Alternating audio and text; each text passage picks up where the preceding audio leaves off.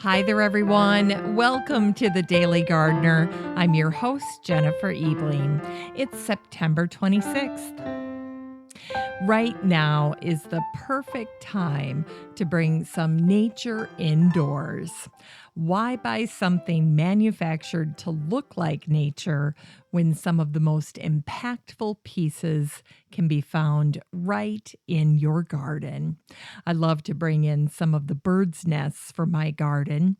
I place them on top of a stack of books, in a crystal bowl, or on a bookshelf. They add wonderful texture and interest to help ground your interior for winter.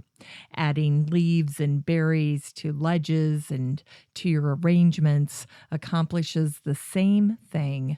And an interesting branch placed on a mantle, suspended from the ceiling, or propped in a corner of a room adds an attractive seasonal form, a natural element that costs nothing but brings a part of the garden, of the woods or the forest into your home.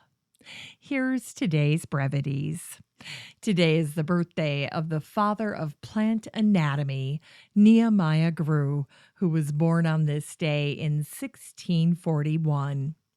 Grew was an English botanist and was the first person to illustrate the inner structures and functions of plants in all their wondrous intricacy. If you've ever seen a Nehemiah Grew drawing, you'll never forget it. You're probably able to spot them a mile away. But if you've never seen a Nehemiah Grew drawing, imagine an etch-a-sketch drawing on steroids. The lines are impossibly thin. The level of detail is staggering. For instance, Grew's drawings of tree parts cut transversely look like elaborate Japanese fans. This is because Grew was one of the first naturalists to incorporate the microscope in the study of plant morphology. It was his use of the microscope that allowed Grew to give the first known microscopic description of pollen.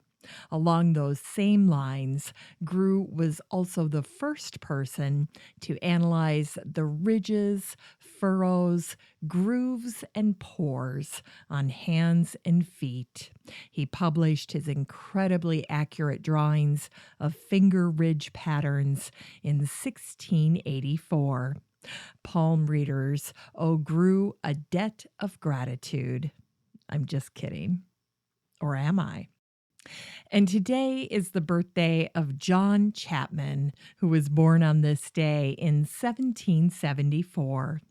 You may never have heard of John Chapman, but you've probably heard of his nickname, Johnny Appleseed. Chapman was born in Massachusetts, and the street where he was born is now called Johnny Appleseed Lane. As a young man, Chapman became an apprentice to an orchardist named Crawford. The image most of us have of Chapman traipsing through the country, planting one apple tree at a time, is off base. Chapman actually traipsed through the country, planting entire apple orchards. Then he protected the orchard by building a fence around it, and then arranging a deal with a neighboring farmer to sell trees from the orchard in exchange for shares. It was a genius setup. During his life, Chapman had a special regard for and relationship with Native Americans who regarded him as a medicine man. At the same time, Chapman wanted early American settlers to succeed. He often acted as a one-man welcome wagon, showing up at the door with a gift of herbs as a gesture of support. For his part, Chapman was an expert in more plants than just apple trees. He was one of our country's first naturalists and herbalists. Chapman used many herbs for healing, like catnip, horehound, pennyroyal, rattlesnake weed, and dog-fennel. In fact, dog-fennel, Eupatorium capillifolium, was also called Johnny weed because Chapman planted it believing it was anti-malarial. Whenever you hear Eupatorium, you can deduce that the plant is closely related to Joe Pye weed. Unfortunately, dog-fennel was not a good thing to spread around. It's a noxious weed. The Johnny Appleseed Center on the campus of Urbana University in Ohio holds the largest collection of memorabilia and information on Chapman. In 1999, seedlings from the last known surviving Johnny Appleseed tree were transplanted into the courtyard around the museum.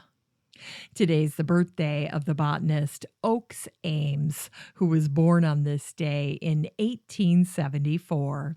What a great name for a botanist, huh? Oakes. Ames was trained as an economic botanist, but his specialty was orchids. He had his own orchid collection as a kid, and you know what they say about orchid lovers. Once you're hooked, you're hooked. The author Norman MacDonald wrote in his 1939 book, The Orchid Hunters, "When a man falls in love with orchids, he'll do anything to possess the one he wants. It's like chasing a green-eyed woman, being consumed by desire, or taking cocaine, a sort of madness." Ames was a Harvard man. He spent his entire career there. His work on the Orchidaceae was foundational to the study of orchids. His effort culminated in a 7-volume work on the Orchid Family. For his dedication in 1924, Ames won the gold medal of the American Orchid Society. Today, Ames is remembered for his biggest contribution to the world of orchids, the Ames Orchid Herbarium, now part of the Harvard Herbaria, featuring 3,000 flowers in glycerin, 4,000 specimens that are pickled, along with 131,000 standard specimens, in addition to a magnificent library.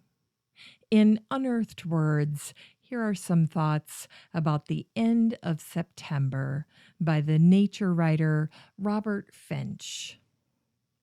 I grow old, the garden says. It is nearly October. The bean leaves grow paler, now lime, now yellow, now leprous, dissolving before my eyes. The pods curl and do not grow, turn limp and blacken.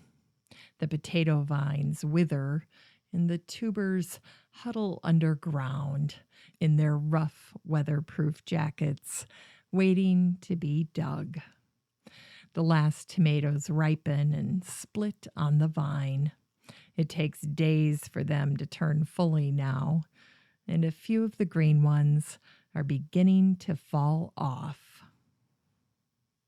Today's book recommendation is The Pursuit of Paradise by Jane Brown. Brown's book was released back in 2000. The subtitle is A Social History of Gardens and Gardening. Brown covers the trends and beliefs about gardening through history, from the water gardens of Persia to the future of gardens. The major influences in gardening are referenced, like Capability Brown and Vita Sackville West. The chapters are set up by the type of garden through history, from the secret garden and the military garden to small gardens and formative gardens. If you're an explorer of garden history, this is a fantastic resource for your garden library. You can get used copies of the paperback version for less than $2 using the Amazon link in today's show notes. Here's today's garden chore. Preserve some of your herbs in salt. Even though September is flying, the herb garden is still going strong. Preserving herbs in salt is fun and easy, and a very old practice. Now, you can use salt to preserve tender herbs like basil and cilantro. Just jump on Amazon, order a couple of boxes of kosher or sea salt, and you're all set. Now, there are a couple of ways that you can use salt to preserve. First, you can take a jar, add a layer of salt, throw in some herbs, add more salt, throw in some more herbs, and keep going till you fill up the jar and then stick the whole thing in the refrigerator. The second method is to grind the herbs with the salt. Just throw them all into a food processor, grind them up to the level that you like. Use the ratio of salt to herbs that you prefer, and then lay that mixture on a sheet pan to dry, and then gather it all up, put it in a glass jar, and store it in the fridge. Herbed salts make great holiday gifts, and there's oodles of recipes online, but have some fun with it. I love using herbed salts. Finally, here's something sweet to revive the little botanic spark in your heart. Today is the anniversary of the death of the novelist and horticulturist known as the Pink Lady, Cora Older, who died on this day in 1968. Before Apple became associated with Cupertino, there was Cora Older and her husband, the newspaper editor, Fremont. They were part of San Francisco's high society, entertaining guests like the poet Carl Sandburg and Lincoln Steffens, the muckraking journalist. Cora grew hundreds of pink roses in her garden, which is how she became known as the Pink Lady. During World War II, in August of 1942, the journalist Elsie Robinson wrote about Cora Older and the challenge faced by women dealing with the harvest alone in her column called Listen World. I thought you'd enjoy learning a little bit about Cora through this tremendous story.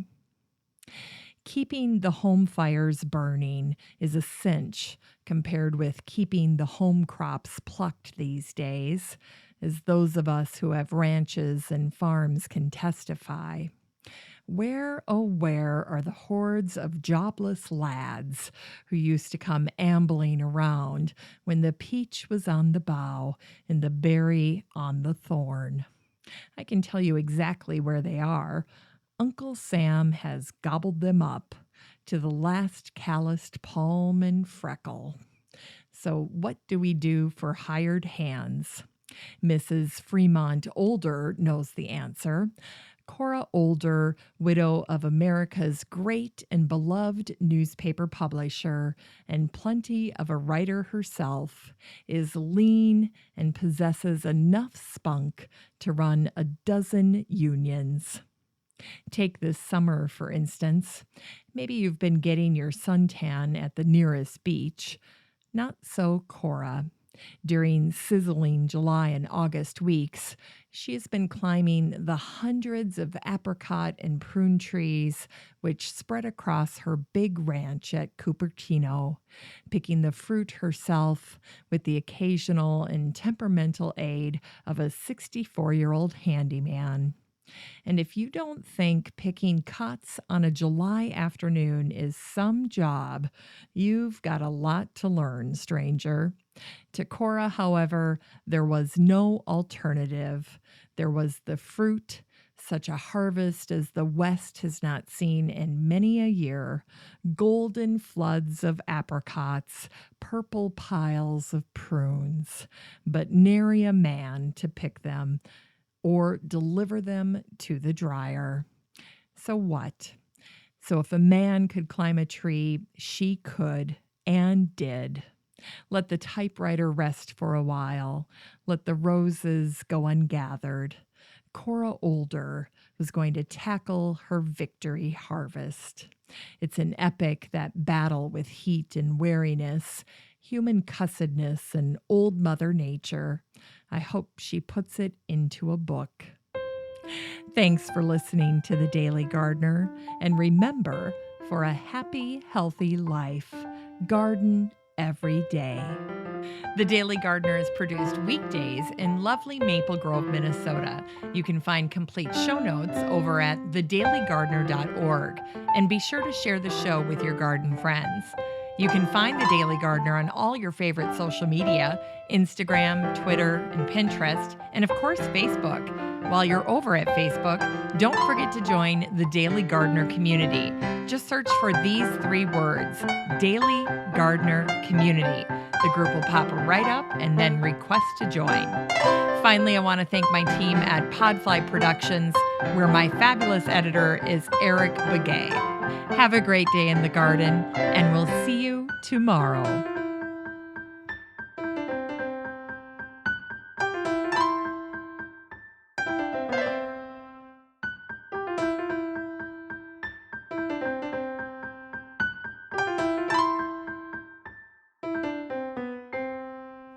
Nehemiah Grew, who was born on this day in 1640. Oh my goodness, voice is cracking. Here we go. Chapman actually traipsed through. For his part, Chapman knew more than Start that again. For his part, Chapman knew more than apple trees. Nope, you're missing the word about. Here we go again. For his part, Chapman knew about more than apple trees. Okay, here we go. For his part, Chapman knew more. Oh my gosh, seriously. Okay. Or Eupatorium capillifolium. Capillifolium. Capillifolium. Capillifolium. Capillifolium. Capillifolium. Capillifolium. Okay, capillifolium. In fact, dog-fennel, Eupatorium capillifolium. Okay. But his specialty was orchids. I'm just going to talk it out here one more time.